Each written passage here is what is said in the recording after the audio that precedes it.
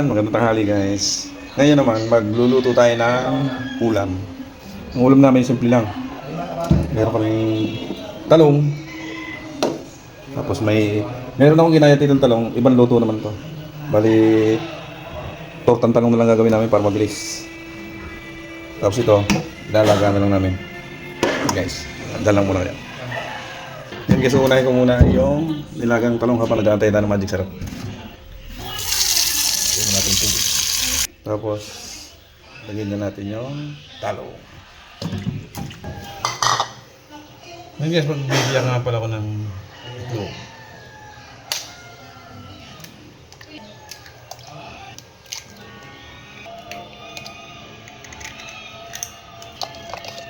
Lalagyan natin yung itlog.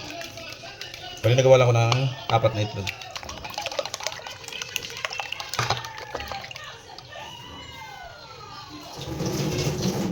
Guys, nagsalang na tayo ng kawali.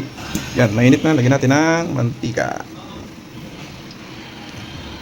Isang balding mantika. Yan, tapos lagyan natin ng sibuyas.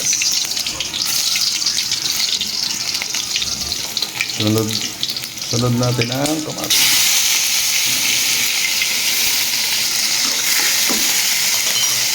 Tapos talong. Pinakunti.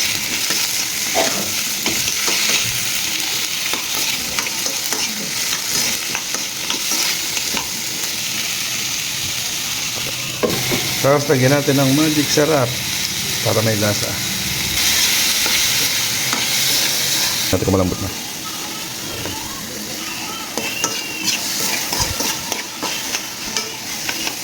Ngayon, pagluto na, lagyan natin ng isang tray na itlog.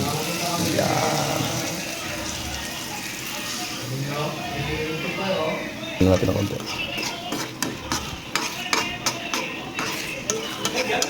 Ayan guys, luto na. Lagyan na natin siyang ahunin.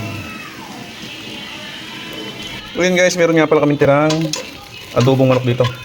Painitin ko na lang para may dagdag sa pang ulam namin. Initin ko lang ng konti. Testingin naman natin yung ating nilagang talong luto na.